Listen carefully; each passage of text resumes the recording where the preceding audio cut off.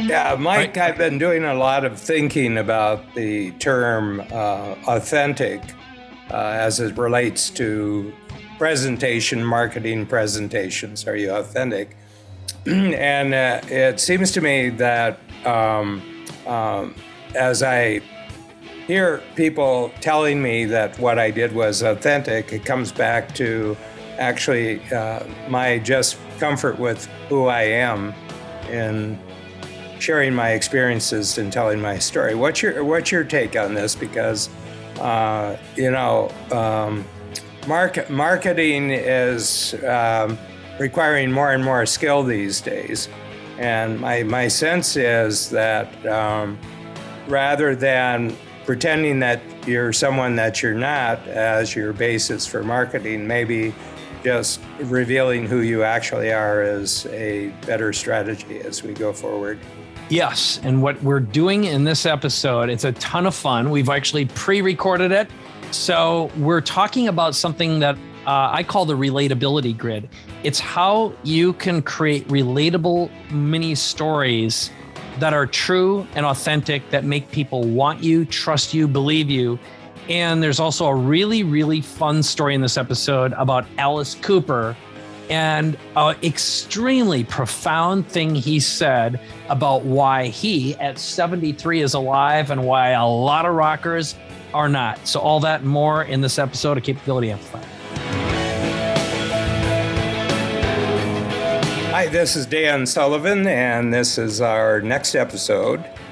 Dan Sullivan and Mike Koenigs of Capability Amplifier. And Mike, you brought up a very interesting little formula. You had it up on a screen, and it was about relatability. And I would say that after a couple of years of steady Zoom, I know the difference between people who are relatable and people who aren't relatable. And it would be interesting for you to kind of take that apart for us, just to see, because some people come across on Zoom as not relatable, and others, you're kind of right there with them. You feel instantly connected to what they're talking about and who they are. All right. So this comes from a love of storytelling, right? And paying attention to what I've learned over time to be the hero's journey. So for the sake of this, for anyone who's watching this versus listening to it, I'm going to show the same screen that I showed you, Dan, which is, I call it the Relatability Grid. And anytime I'm working with someone to build a platform, I always try to find the best way to stack all their stories so they're relatable and you feel a connection with them. So, for example, many people have a near-death experience, so they'll open up with that. It's a great way to grab attention. Or going through menopause or andropause. It's like your midlife crisis, divorce or palimony. Dan Sullivan has his starter marriage story and then moves on to his relationship. You know, without Babs, there is no strategic coach. No Babs, no strategic coach. Empty nest, something I'm going through. I found that having that story of what it's like, or losing everything, discovering a secret, a shortcut, or a superpower so it never happens again. I like this one. This is more of a starter question, is what's your big hook that answers why should I know you? Or one of mine is being unemployable, no college education, growing up in a town of 763. My dad's a poor farm kid, or small town farm community in Minnesota, felt like an alien. That's a relatable story. My first business cost me my first marriage, just like you. Here's one that I've used recently. My second and third business almost cost me my life from cancer, my second marriage and relationship with my only child.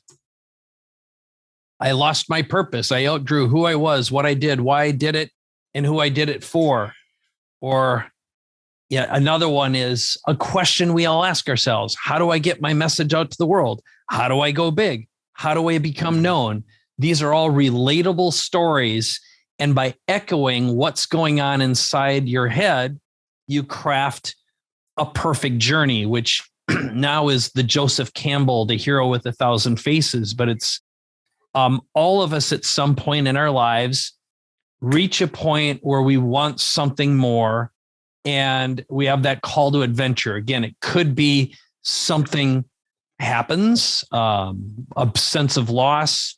And the journey of the Joseph Campbell journey is we get some kind of supernatural aid after we fail. We try and we fail. It's Star Wars. It's also the Christ myth, which has been told for many thousands of years. But we meet a problem. We face a big problem. We meet our mentor, our Yoda, our Gandalf, and then we go through challenges, temptations. We slay the dragon. We rescue the princess or meet the prince, and also atone for our sins, meaning we meet the biggest thing standing in our way, which is our own internal problems. Mm-hmm. So that's basically the framework. But ever since I started showing this off and teaching it, it's helped me think about stories so much better. And I know you had some great observations too, Dan, in reflections before we started recording about observing your reaction and how you experience reality. Well, I've had a lot of time on my own over the last 2 years, more than normal, simply because of no travel, and then not being in person in our inside our company, in person with our clients and customers. So a lot of Dan time, and I was just noticing. I call this thinking about my thinking, that I don't actually experience reality directly. What I experience is a reaction that I've had, with what's going on outside of me. Okay, so lots of things are happening outside of me, but I'm reacting, and I'm not reacting to everything. I'm reacting to very specific things. Okay, so it's not like I'm taking in all of what's happening outside of me, because I'm not. And then I notice that that's just kind of raw material. I'm reacting, and that's raw material, and that I can, I can become more skillful at taking the raw material of my reactions and then kind of coming up with a strategy. When you're in a situation like this and you have your reaction like this, then here's the way to think about it, strategy. And then the other thing is, here's how to communicate about it, and here's how to take action and or decide things about it, And so I was just pondering that. And my sense is that it's a way of actually coming to grips with yourself, when you're going through a big change period. And I think what we're going through right now in the world right now is a big change in the world period, and because of the pandemic and economic dislocation that's happened, there's political disruption and all sorts of frothing that's taking place politically everywhere, not just locally. And so I'm reacting to that, and then I say, yeah, but that's just your reactions. Doesn't have really anything to do with that. What's actually happening out there is just the way that you're reacting to it, and therefore it's what I would say, it's raw material for thinking. Well, okay, that's an interesting thing that happened there. Now, in the future, if I come up against this again, how do I, rather than being shocked by it or just made uncomfortable by it, how do I handle it so that it's useful? If I'm going to have this type of situation happen, how do I make it useful for myself? So that's my thought. So I call it react, response, the response being the creative part of it, conscious creative part of it. And then that's the reality that you're actually dealing with. We're not actually dealing with real reality. We're dealing with our creative responses to our own reactions. So, and that's the first part of it. And I said, if I got really good at that, let's say I spend a year just quietly doing it for myself, maybe 3 things a week, where I took 3 things a week and simply said, if this ever happens again, this is how I'm going to respond. Times 52, it's 150 new responses. I said, I bet I'd be cooler and calmer and more, more constructive as a result of that. And I said, and then the second stage of that is I think it would improve my experience of being with other people when they're reacting, and they're kind of, going through fear, discomfort, or anxiety and everything. It would give me a sense of understanding what was going on, that I could talk to them. I could kind of talk them off the ledge if you want, and just had a constructive conversation, but not be reacting to their reaction, but actually just kind of understanding what they're going through. So, first of all, that's very Buddhist of you. You know that it's like paying attention to the drama or the story or the illusion and seeing it as such. And I started doing an exercise recently so I like to say that every limitation we have, every challenge that we face is an internal one, first of all, and it's a lack of self-knowledge. Mm-hmm. And learning to become a great observer of ourselves makes us better teachers, better humans, and less reactionary or less reactive. And what I started doing with myself and with other people is I say, learn to see the clown. And I started buying people, remember the Punchy the Clown, the inflatable clown doll? I'd say every time you notice a reaction, go punch the clown, put it in a box and call the clown, but then you'll own it, or at least you'll notice your reaction so it's not an unconscious one. Mm-hmm. And so now I've just got little boxes of clowns in them. And but I did this as a joke with a client. I started sending him a clown a day, just as a reminder, because he had an old identity that I think was standing in his way. And so just call that like number one. The other one about this, you always talk about not being bothered, and which again is tied to reaction. And then the last big idea. So I was with Kim White today. I did a clearing with him, and he dialed into some old shame that I've carried around and some old reactivity that I've had around money, and a perception of where I think I need to be versus where I am. So it's an area of living in the gap. And why I think I've got a story about how I should be farther along than I am, and how I have in the past had a story about that. And it's an old loop that goes way back to probably when I was at my most desperate and destitute. And I was at the time living on a Super America credit card. I was buying cheese and crackers at a gas station when I owned my agency, Digital Cafe. And the perception was, oh, you guys are so successful. You're doing business with Hollywood. We had Sony and 20th Century Fox. What people didn't know is they didn't pay. They just didn't pay their damn bills. It took like 6 months to get paid. And we had to grow or we'd die. We were in this really difficult cycle. And so we'd go out and take bad jobs to cover our bills, knowing that they were going to be a bad gig that no one would win. It was just like a bad deal. And I got into this habit of coping and compromising and hiding behind this illusion of success, even though I felt like a failure. And that I know it traumatized a dark part of me. So I'm telling you this story because the clown still shows up once in a while, and I can recognize the clown. It doesn't own me, but it still can just pop up now and again. And it shows up in different ways.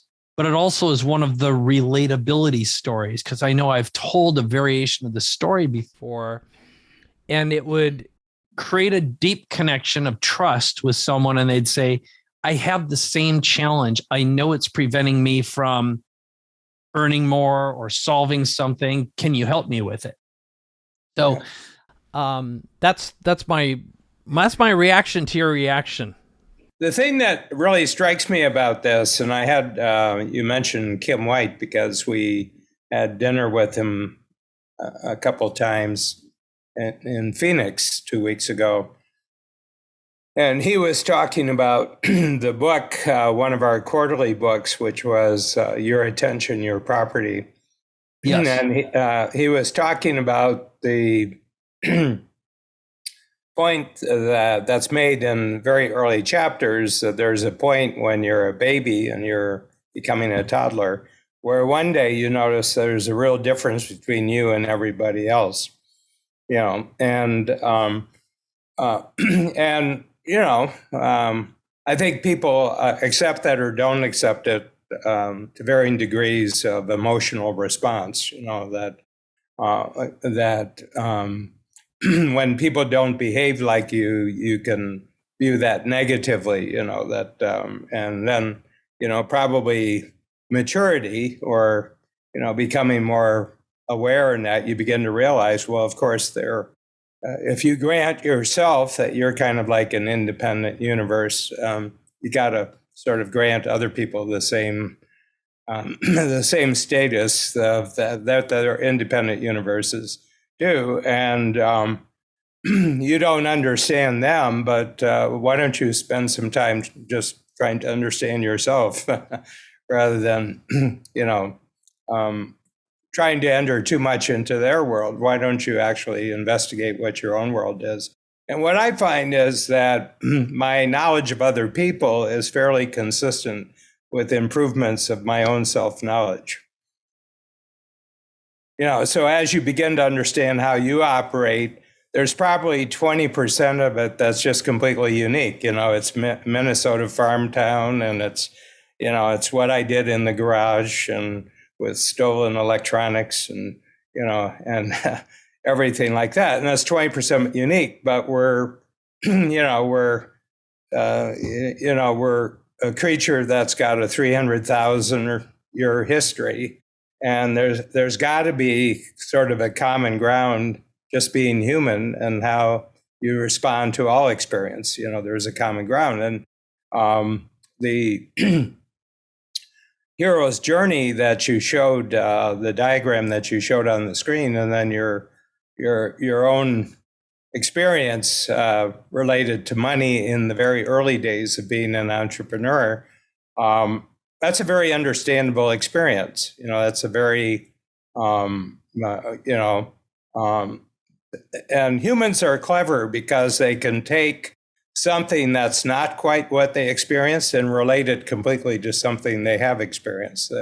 We can actually take something and we can see that there's a pattern that is the same for you as the pattern for me, even though the circumstances were different, the situations were different. We can understand this pattern of really being up against it. When we look one way, and we have to look one way on the outside, but on the inside, we're actually experiencing something very, very different. And we like that peek behind the curtain. People who can pull the curtain aside and let other people peek behind and saying, I was trying to show up this way, but backstage, this is what was actually happening. You used the word trust and intimacy with the diagram to begin with. And I think that you're demonstrating trust by pulling the curtain back, and you're demonstrating intimacy because they're getting to see something that not many other people get to see. Yes. And again, as I'm listening to you, I'm teaching Zach right now, my son, who's 19. He's in college. He needs to make some money. And we're not going to give him money. He has to earn it. but I started training him in the business and teaching him some skills that I think are going to be great life skills, but also useful to him with me as well. I told him like, here's how I will value your time. Here are the KPIs. And, but in order to teach him, I have to be relatable and tell him stories about his own transformation to inspire him to want to learn this stuff. So, I took him on a little hero's journey. This is the way I was working with him yesterday. And I said, who do you trust right now? Who does your generation trust? And why? What makes you trust someone? And he told me about this YouTuber that he trusts right now. He's got 10 million followers. His name is Critical. I've never heard of him before, but if he got 10 million followers, clearly he's trusted by a lot of people. And just having a name like Critical. And I'm like, well, what makes you trust him? What makes you believe him? And he goes, well, first of all, he's interesting. He's unique. And I feel like he's telling me the truth. Right. So, obviously authenticity enters into the fray here. Well, usefulness too. That would be part of it. Yeah. Yes. Yeah, exactly. Where's the shortcut, to use a Dan Sullivan term? And what I realized as I'm observing this and listening, and also listening to you, is I think, isn't it Socrates who always taught using parables? He was known for that.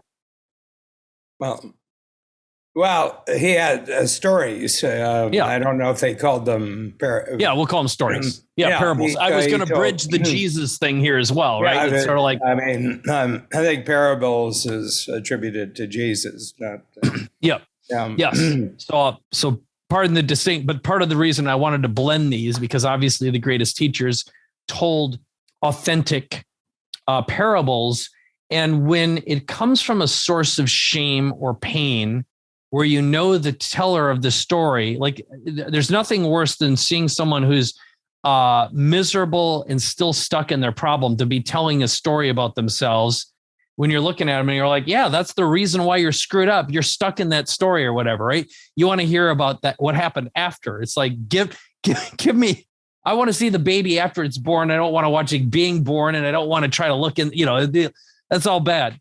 But it led me to think about how, great storytellers not only tell the transformational story in a way that's relatable. Ideally, it comes from a place of authentic personal transformation. That's what builds the hero or the guru. But also, being able to give someone an opportunity to take on different qualities and create a new identity for themselves. Mm-hmm. I like to say the thing that's preventing you from achieving and experiencing what you want right now is a new identity and an operating system upgrade. And so the current lab experiment that I've been running now for several years, and I've told you this before, but you were the inspiration for it, Dan. So I'm going to tell a leading story and then where it led to, which was 3 years ago after I'd sold You Everywhere Now. I came to you and I said, I'm not exactly sure what I should do. And he goes, and you said, well, that's easy. Go out and just talk to like 20 business owners. Don't have anything to sell. There's no offer. Just ask them the DOS. What are the dangers, opportunities, and strengths? And you told me it will be absolutely obvious what the next thing should be. And so first of all, you said earlier, what are you blind to, right? And your ability to see truth and future and transformation is really dependent upon what you are blind to and what you see, right? And so if you're going to grow and adapt, you've got to get that operating system upgrade, which is modeling people you trust, but also opening up your awareness. And so what I've found that's worked when I do what I call Vision Day, which now is 3 days long. It's day one is, effectively, where do you want to be? So I say, what mindsets do you have? What values do you have that are absolutely non-negotiable that you and your business, in other words, your brand and the people you want to work with must have. Okay. The second is what markets do you want to focus on and be a hero to again, I'm using coach language here. So that's the demographic, psychographic. But if you don't start with the values, you're screwed already. If you market based on demographic, psychographic, you're screwed. The third is what's your model? How are you going to make money? The fourth is the message. What story do you need to tell to attract them? And then the fifth is the media that you need to deliver in, if it's a video or a speech or whatever. And then the sixth are multipliers. What are the tactics that you want to embody? So, but what I found that helps people the furthest, fastest is once you've created the clarity and you devise a new message, all you have to do is perform and practice, in other words, role play in a new identity. And within usually 2 to 3 hours of practicing a speech where you're talking about this new thing that could have been invented minutes before, but if you do that within this new identity that you're just modeling, it becomes so natural so quickly. In other words, the plasticity of the brain will adopt a new identity so quickly. And you can literally build a brand in a day by performing inside that new identity, and anyone can do it. So just curious what your reflection or observation with that would be. Yeah, well, again,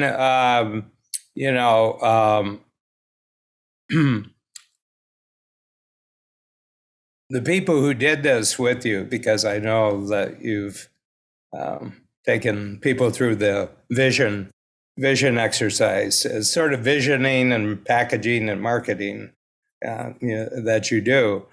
You have to realize that they're a very special group of people. One who can be committed to a different future, even though they don't quite know what that future is. That's true. Yeah, you've got a fairly small percentage of people.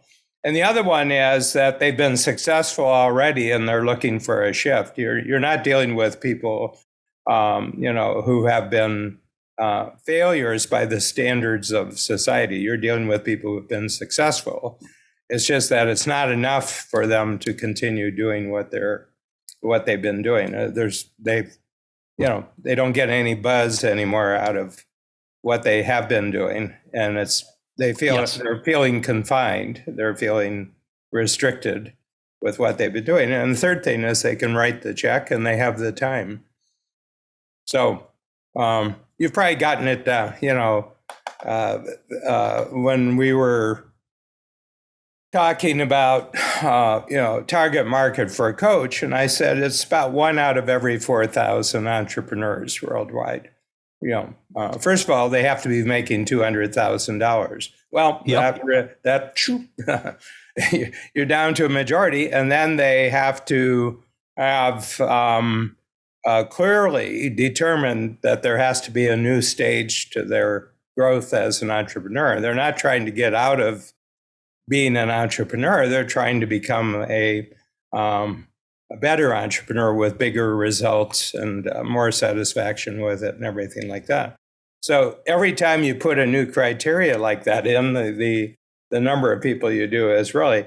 So the big thing is, who are the people that with your message, and 1 out of 4,000 isn't bad. 1 out of 4,000, there's tens of millions of entrepreneurs in the world. So divide by 4,000, you're still left with a number that's about 100 times bigger than our client base, or 1,000 times bigger than our client base. So anyway, there's a lot there, but it's useful that you're not talking to everybody. You're just talking to a particular type of person. And back probably 30 years ago in Coach, I just came up with a little phrase. The word niche in English is niche in French, and it sounds better. Canadians can get away with both. And but the smaller the niche, I say Nietzsche. No, I'm just kidding. The smaller the niche, the bigger the market. In other words, that if you, and a lot of people just really can't get this, that talking to a few, but masterfully talking to a few is much more powerful from a marketing standpoint, because the few can identify the other few. They'll talk to the other few, and when you're willing to risk talking to a few, those few have friends. That is so dead on. The way I've been articulating it is narrow and deep beats wide and shallow. Yeah. And you've got to nail that story so tightly that it's repeatable, right? And you've got to guide someone. You have to lead everyone to the promised land and give them the message that also reflects the experience along the way. Mm-hmm. That's easily to repeat, but it feels like they're the ones who made it up. That's how you create a cult following. It's like what great bands. How does a great band grow? It's because people go to concerts and talk about the experience. They talk about that journey. And well, the other thing is that there's a differentiation of people who are looking for the transaction that saves them having to make any changes. There's all sorts of things: perfume, cosmetic, wardrobe, things. It's a transaction that you do that you can sort of fake actually having transformed yourself. Okay. Money's a good one. Money's a real good. Money itself is a really good capability to fake transformation. Okay. But I think what you're talking about and what I'm motivated by is actual transformation. And that is where you do some deep digging and get in touch with some of the things inside yourself that have always been there. And giving them more room to operate, giving them more room to operate in the future.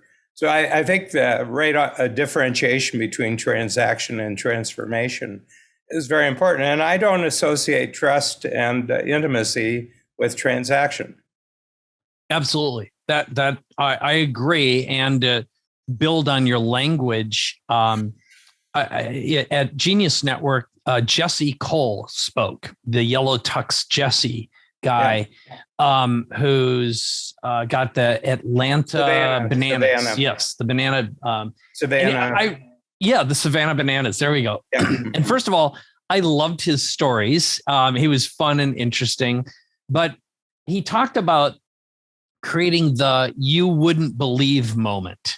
That's really what someone would say is, God, you wouldn't believe what I saw there. These guys have googly eyes on their butts and the players are running around. And you see these eyes or whatever, it's like they've got something funny happens at every game, which is entertainment. But the distinction between a transformation is when there is an identity shift. That I think is that when there is a noticeable shift in consciousness. And what you had said a little while ago that I really picked up on, Dan, this is really big, is the what are you blind to? Mm-hmm. And for you to walk away with an extra eye, that is a true transformation, a new level of awareness. Yeah, well,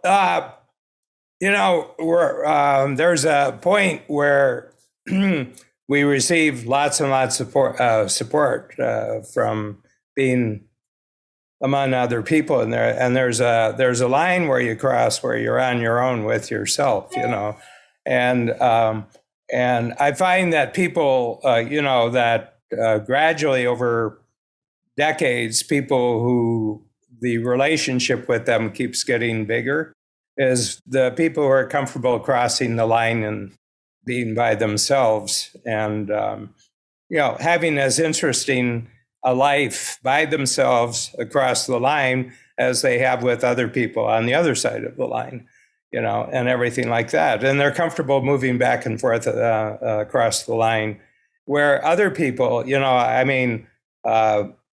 been in conversations I'll be at a party or something, and we'll start talking about something that's interesting to me that actually requires thinking. And somebody else say, whoa, this is really getting deep. This is really getting deep. And I said, and I'm struck by it. And I said, I wonder what that person's experiencing, and I think it's fear. We're getting close to a topic where danger lurks. Danger lurks around the corner. If we go another 50 feet down this hallway, we're going to be in real trouble. And so the one thing that I have associated with that type of comment is that they're not comfortable being by themselves and thinking their own thoughts. Ooh, yeah. That's probably what if I actually find out who I actually am? Yeah. Well, it's again, you're going to meet one of your clowns. Well, it's going to be a scary clown. Yeah, and maybe one thing that struck me about Jesse, and I don't know him at all, and I found his presentation wonderful, and because he transformed an organization, in a certain sense, he transformed a sport.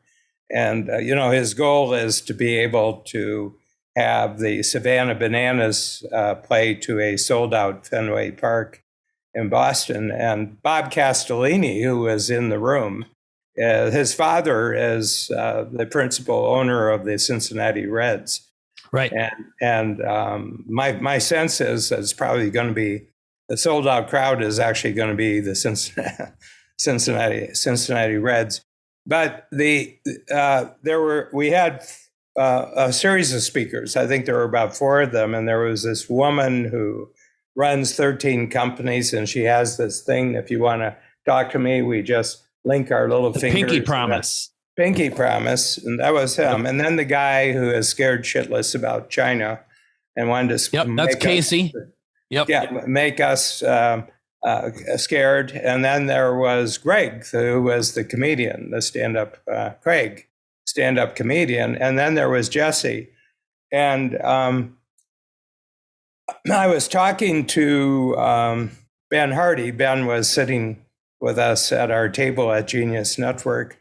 And I said, I wonder if any of the 4 of them can actually turn this off. Yeah. I said, I just wonder if this is a shtick where they feel very, very comfortable. And it's sort of their vehicle for living. And I just wonder if they can actually, can they take a vacation? Can they take a free day from this? Or is it 24/7, 365, And I didn't have an answer for it, but it just begs the question. I wonder if they can do this all the time. Wow. Yeah. Isn't that interesting? Remember, the reason I'm saying that, there was a great, it was a documentary about, 25 years ago, and it was on female stand-up comics. And I remember Paula Poundstone was one of them, and I really liked her, and then she got into, she was funny. Yep. They got into also, and she was, very much to, her whole story was just her unfitness to be human. Her sheer lack of competence in being being a successful human being. Being a successful child, being a success, and it just got funnier and funnier as she talked. Anyway, but she was talking, she just straight Paula. She was just talking as a person. And she said, the biggest difference between the male stand-up and the female stand-up, she says, we turn it off when we come off stage. They don't turn it off. And I just found that I'm bringing that up because whenever I see a real powerful presentation that someone has, I said, is this just a presentation, or is this basically your mode of living that you've learned to make money? You're not doing this to make money. You're doing this to survive. Yeah, that's, And I'm not saying I know the truth about any of Yeah. the four of those situations, but it always brings me up when someone is always on. Yes. Well, that's, you know, professional speakers are the ones that scare me the most because they're so timing dependent on their shtick. And I've met plenty of actors and actresses who seem like empty shells when they're not in their characters. And like they're Jennifer Aniston is considered one of the big ones. People say she'll just sit and stare. She's not a very interesting person. I don't know if that's true or not. She might be an absolutely wonderful human being, but I have met, been around enough professionals who are, they're not their character, and other ones who, like you say, they're either in that character all the time or there's not a lot there. Or all roads lead back to the same place. Another insight into this is through Joe Polish. Babs and I had the opportunity to spend an evening with Alice Cooper and his wife in Scottsdale, Imperial Valley, and it was really enjoyable. We were at dinner for like 2 hours, and I was seated next to her, and he was right on the other side to my right. And I just got talking to them, how they met and, what the experience was. And then we got into his present day career, and he's over 70. And last year he did over 100 concerts and live concerts. I know, it's completely insane.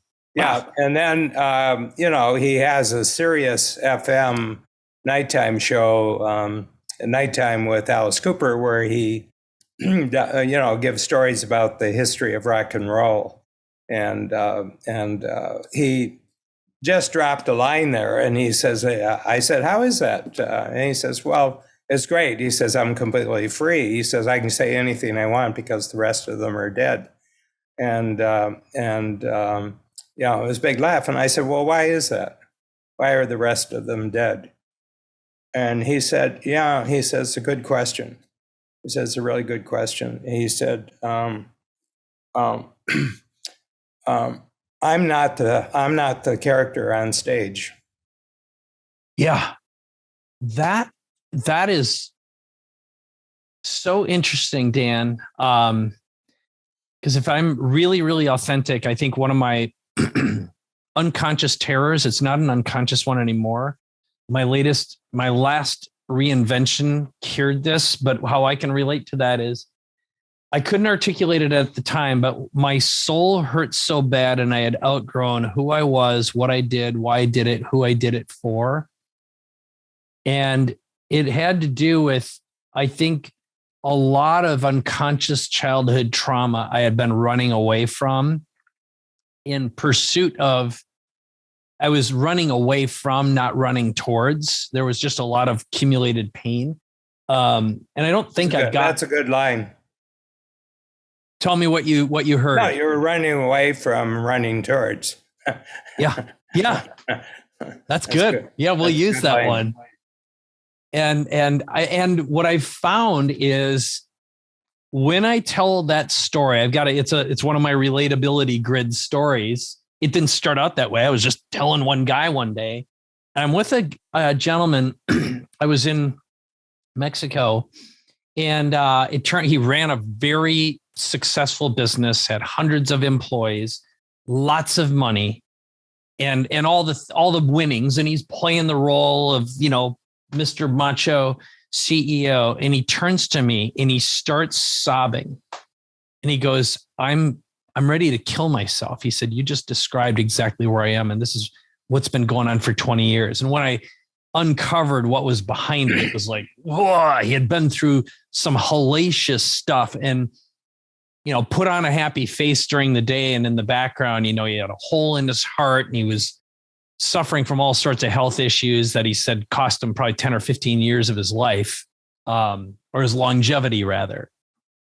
And I do think, relating back to what you said about, damn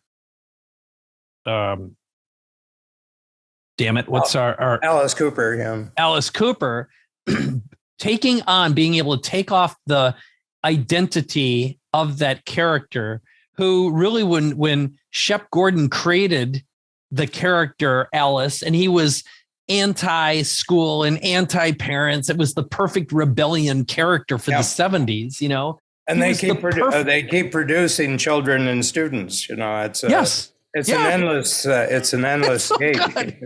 It's like AC/DC, or Kiss, these identity bands. And then you meet them and they're just sweethearts off stage. They're, not all of them, but. Well, I found Alice, what impressed me most, or whatever his name is, because that's a stage name. But what impressed me was he's really smart. I mean, he's a really smart person. And I was telling him, I said, I think you're really a great entrepreneur. And he said, well, I don't really think of myself. He said, I'm in the entertainment business. And I said, yeah, but it's a resource, and you've made it bigger, and that's entrepreneurism. And but anyway, on weekends, he's channeled, he told the story about his addiction, which was beer, actually. And that he had a little fridge right next to the bed, and before his feet hit the ground in the morning, he had drained his first can of beer for the day, and then it went on. And his wife gave him a fork in the road decision to make between me or the beer. Me or the beer. And, and that's 43 years ago, and he had stuck to it, but he poured it all into golf. He's a scratch golfer, and he golfs every morning. And I said, well, that's, golf courses are destroying the planet, but I don't see any other problem with it. That's oh my God. Yeah. Yeah. I don't see any other significant issues with it, but anyway, and then he's a backup Sunday school teacher at his local church. Both he and his wife are the children of ministers, and they've remained connected, throughout their life and everything like that, And I found it really, because it wasn't my thing, that kind of music really wasn't my thing, that kind of entertainment.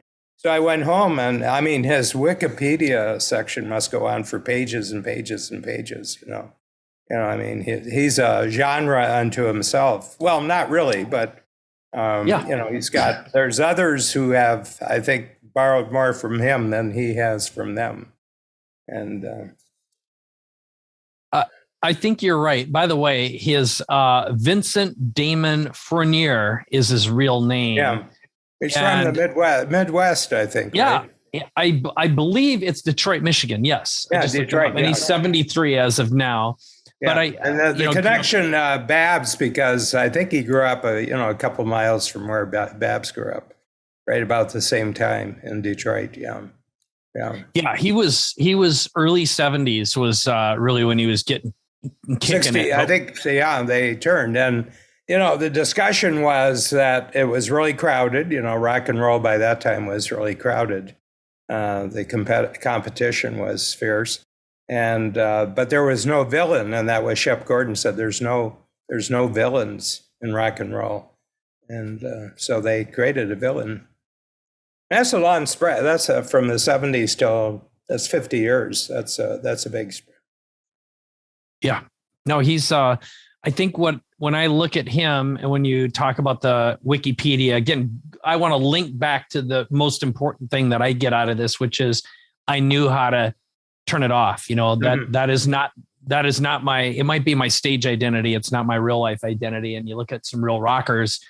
And we used to do some work for Prince's studio, Paisley Park. And it was during the heyday of Prince and what was going on. He had a crazy life, legendary. And I had friends who were partying with him. And, that character was pretty consistent, really, and that is really profound. What you shared, I hadn't thought of it through that lens, but being multidimensional, and the connection I was going to make is when you look at his Wikipedia page, Ellis's, what he has is a rich set of relationships with a lot of people over time that he's created transformative impact on by his real life persona, not his stage persona. And I think that to me is a marker of a very successful human being. Yeah. Well, it's the Harry Truman, President Truman. He said, I want to tell you why the truth is superior. He says it's much more efficient. You only have to remember one version. And I think who you are, if you continually develop what you see as who you are, and continually add, knowledge to it and skill to it, and amplify your capabilities. You amplify your capabilities, but it's a long-term project that you've been working on all your life. My sense is that people sense that and